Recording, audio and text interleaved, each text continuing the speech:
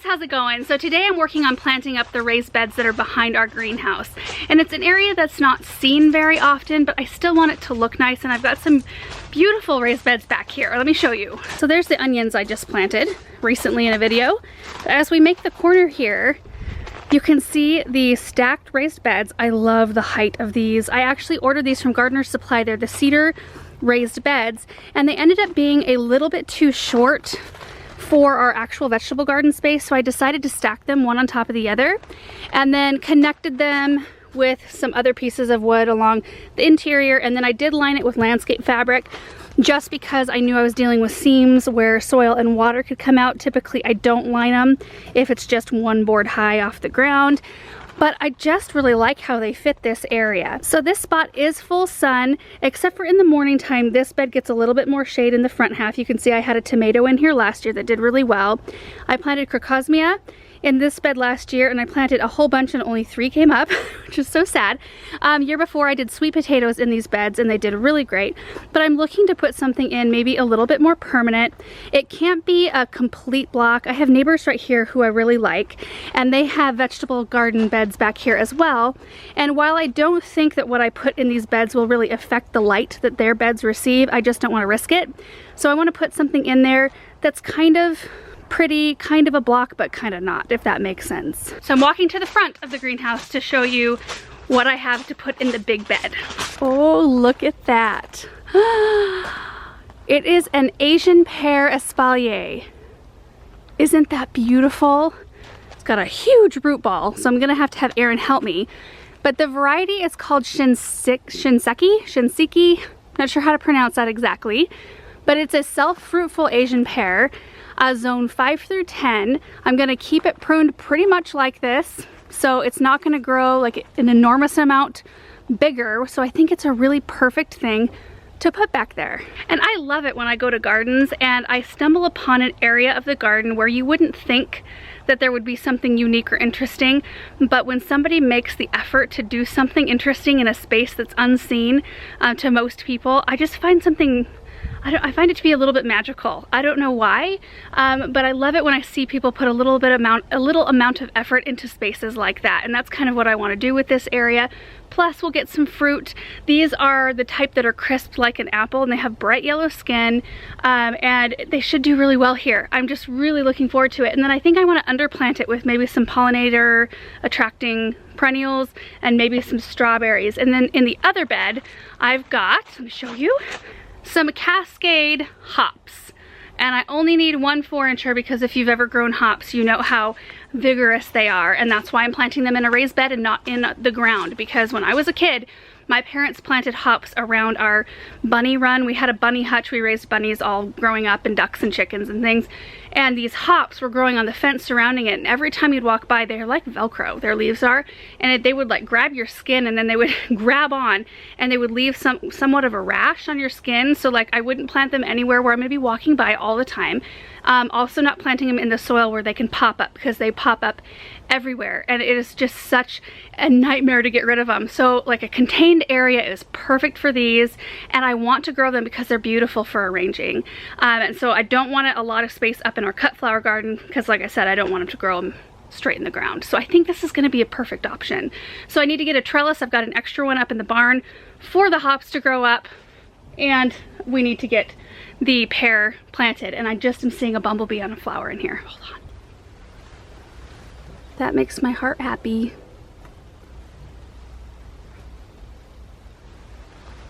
Forget the planting. I'm just gonna sit here and watch this guy.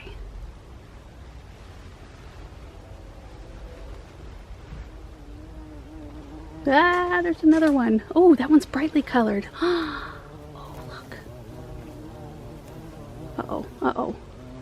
Hey now. Well, look at you two. There's a whole bunch of flowers. Well, there you go, guys. If you want a bumblebee attracting plant, plant the Amsonia stormcloud. I hope I'm not the only one that gets 100% distracted by stuff like that. I could waste just so much time. watching things like that. Before Aaron comes out and helps, I'm gonna go ahead and work some compost and biotone into that raised bed. It did lose quite a bit somehow of that raised bed mix that was in there. It kind of settled. So it leaves me a good amount of room to put some good compost in there. And then I'm gonna work up the soil a little bit and get the hole prepared. I think I need to take drip up to it too. One thing leads to another, always.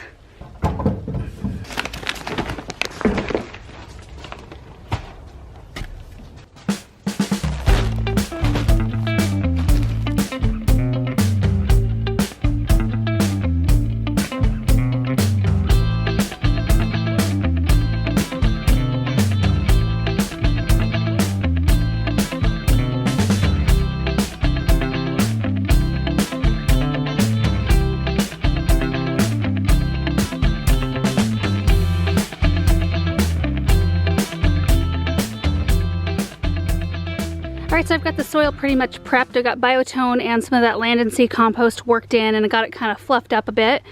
I do need to tap into this drip tube that's running right down here and bring it up the side and run drip to both of these beds really.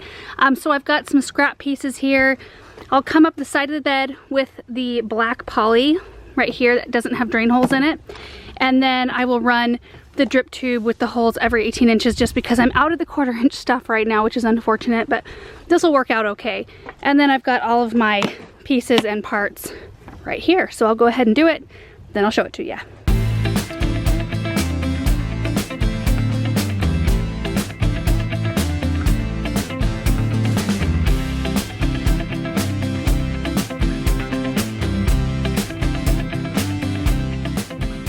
Okay, so this is as far as I'm going to take it right now until I'm done planting, because I'm just not sure how I want to run this. So I'm not going to tack anything down or connect it back to itself yet.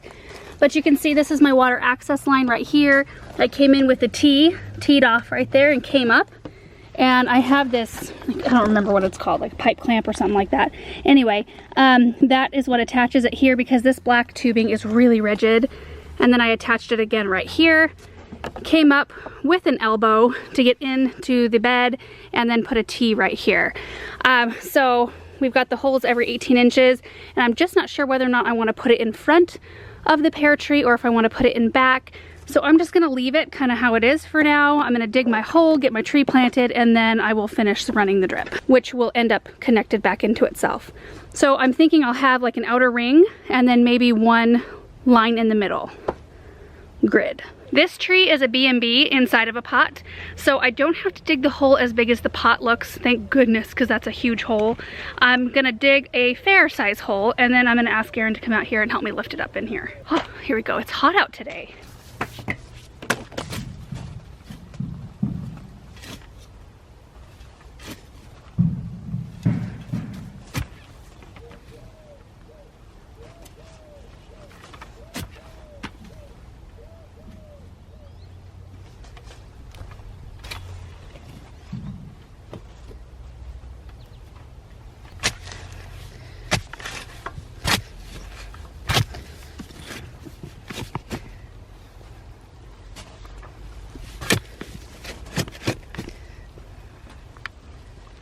Pretty good looking hole. I have no idea if it's big enough. But this thing, you guys, is like a giant container, like a giant pot that goes straight down into the ground. So the pear should be really happy. I mean, I'd be happy to live in this kind of soil. It's like premium. I have no idea how big the actual root ball is. I don't think it's as big as I thought. Well, that's good news. I'm gonna grab one of our leaf tarps though so that we can kind of dismantle this thing on the gravel without making it an enormous mess. If you need a good tarp, get the DeWitt leaf tarp. I know it doesn't look much right here, but they are so incredibly handy for leaves and planting and such.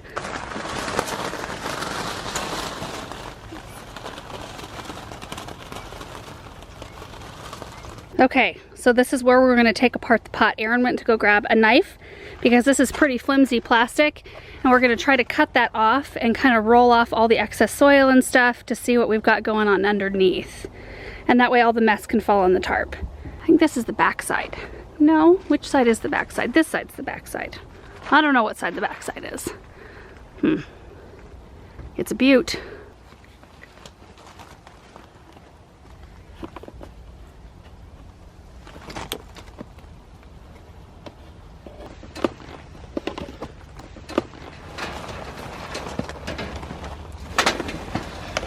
Okay, so this is what we found inside. It's actually in a metal cage, so Aaron went to go get bolt cutters. And then we've got twine and burlap. All the twine needs to be cut off for sure. We'll try to unwrap as much of the burlap as possible, but we'll lift the whole thing up probably in this cage so that we don't break the root ball. I do think I dug my hole maybe a little bit too deep. It's supposed to be sitting at current soil level or slightly above grade.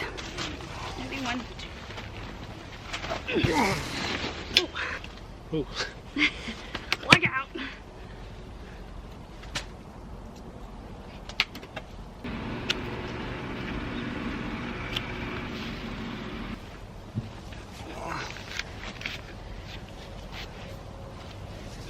All right, things are looking pretty good.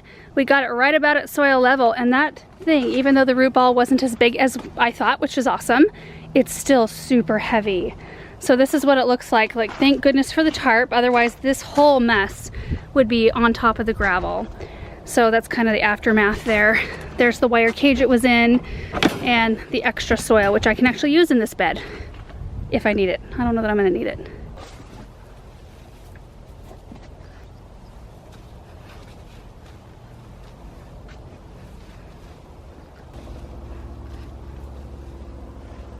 Espalier is planted. It's a little taller than I imagined it to be, but it's actually perfect because it will create a nice strong vertical element, and that's as tall as it'll get. I mean, it'll have a little bit of growth up top that I'll prune down, but then it allows me for enough space down below to plant some pollinator attractors. So I've got Tuscan Gold Heliopsis, which is a perennial that blooms mid-summer through late summer typically. It's a little forced because it's been in the greenhouse. But here's the tag. The light's a little weird right now. 24 to 32 inches tall. Hardy zones 4 through 9. So yep, midsummer to late summer bloomer. While our salvia blooms a little bit earlier and it's a shorter layer. So 14 through 16 inches tall. This is Violet Profusion. This one's also a zone, well, this is a zone 3 through 8, really winter hardy, and blooms late spring through early summer. I think that's gorgeous. And then I will cap it with some strawberries. I think I'm gonna do that bed a different day. That pear tree was a beast. So let me get these planted and we'll see what it looks like.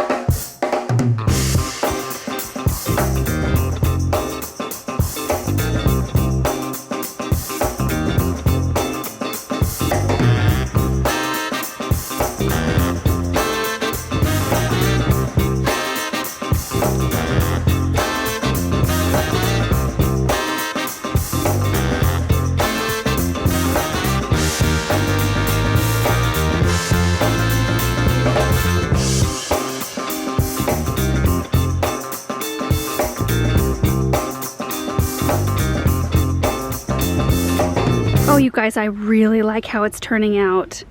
And now that I've had a chance to like see it in this space, I really, really like it. And having these plants underneath, so the Tuscan Gold Heliopsis, Violet Profusion Salvia, and then a whole bunch of the Buried Treasure Red strawberries to kind of cascade over the edge and really to fill in the space is just perfect.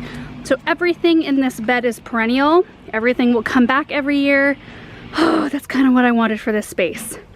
So now I need to deal with the aftermath and planting up the second one.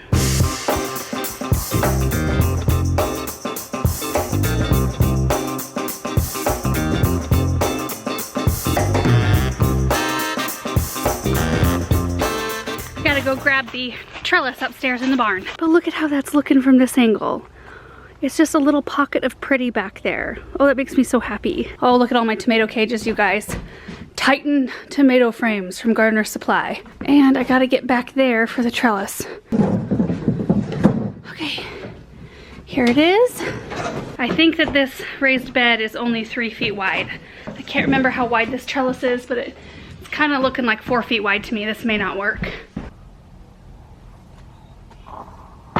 Oh, you've got to be kidding. That fit perfectly. Look at that. So I can grow hops on the back side, and they'll eventually want to fill up the entire thing. And I can probably fill up the rest of it with strawberries and maybe a few pretty annuals or something like that. I am gonna go grab a couple more of those pipe clamp things so I can screw this into the side of the bed, because see how that one's on the outside on that, because it was just a tiny bit too wide. So I'm going to screw it in from the outside there and from the inside here, just so it's a little bit more stable. I may have to run some rebar stakes up the sides and lash them to the sides eventually once the hops get a little heavier.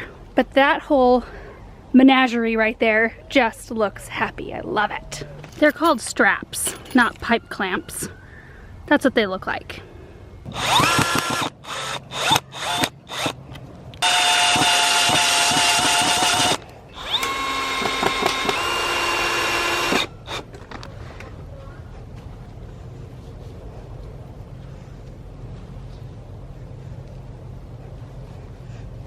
Just look at how pretty those hops are. They are the most glorious thing to use in fall arrangements.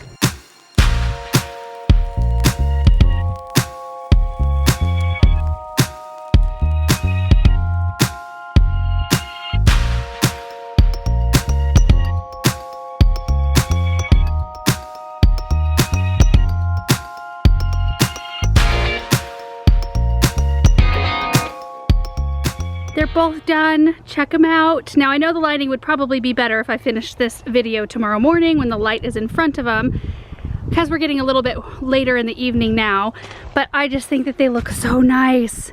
And who says that these little back alley areas can't be pretty too, with some really interesting stuff? It's gonna make me want to come back here more, I can tell you that much. So we already went over what's in this bed, so let's take a look at this one.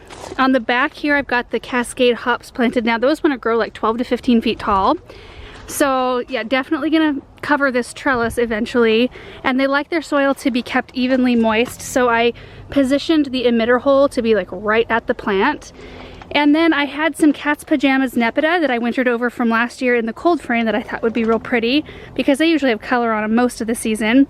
And then this is Bright Lights Purple African Daisy, or Osteospermum. This is the only annual I planted out here. Everything else will come back every year, but I don't mind that. I mean, there's only 5 of them in this bed, and I can pop something different in there, or the very same thing. I think that this color contrast is really beautiful. Ugh. And then I've got strawberries around the outside. Now I used the Buried Treasure Pink in this bed. Thought it'd be fun to try both of them out back here and see how they did. But I wanted to, before I mulch the top, I'm gonna put a little bit of raised bed mix over the whole top just to kind of fancy it up a little bit more, so you don't see the drip tube, but I'll show you what I did here. I need to go get more landscape staples because these aren't staying very well. But here's where it came up in the back on the first bed, and then it swings around to the corner, and there's a corner coupler right here. I don't know if we can see that with the light.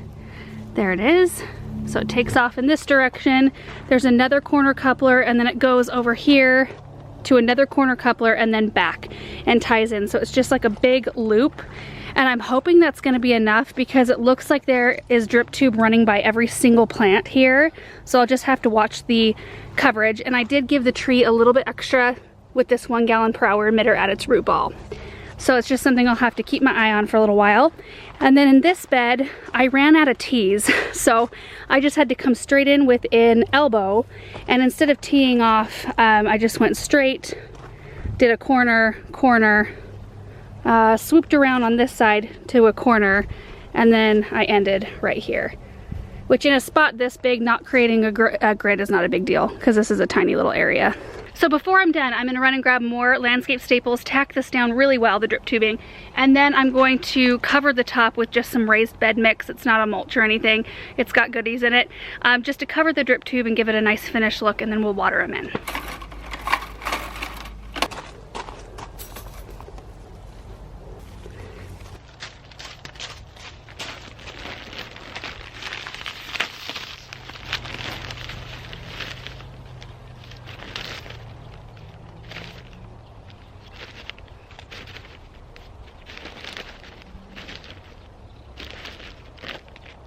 Do you guys ever do a project where you're just like, oh man, why didn't I do that sooner? I just love how it looks. Like, why didn't I just spend the extra couple of hours to get that project done? And that's all this project took. It took me 3 hours total to get everything done. The drip tubing, the planting, the soil amending, all of it. And that's just such a small amount of time for how much enjoyment I'm gonna get out of this space. Like, I'm gonna actually walk back here probably every day to look at this area.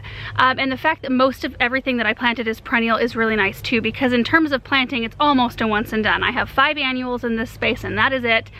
We'll get a little bit of fruit production with the Asian pear and with the strawberries. Now, I did not top dress with straw around the strawberries. You probably noticed that I used the raised bed mix, which I'll show you that back here in a second. I will watch the strawberries and see how they do. It's a little bit easier because they're at waist level for me to keep an eye on them and keep them harvested really quick, so they won't really have a chance to sit on the mulch for very long.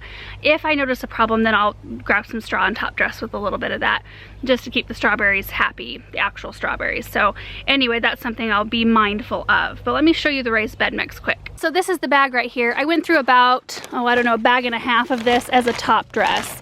So this is just a raised bed mix that you can fill up your entire raised bed with if you want. It's got, hold on, it's got earthworm castings, mycotone, alfalfa meal in my shadow, kelp meal, and feather meal. And it's just a really nice mix. So that does it for today's project. Super happy with it. It kind of motivates me to go tackle some other areas because, yeah, we all have spots that are just kind of tucked away, and maybe it's just like you don't want to spend the effort on those areas, but I swear it'll bring you joy if you like spend a little bit of extra time, you know, making it something that feels more like your own. So anyway, thank you so much for watching this video and hanging out with me today, and we will see you in the next one. Bye.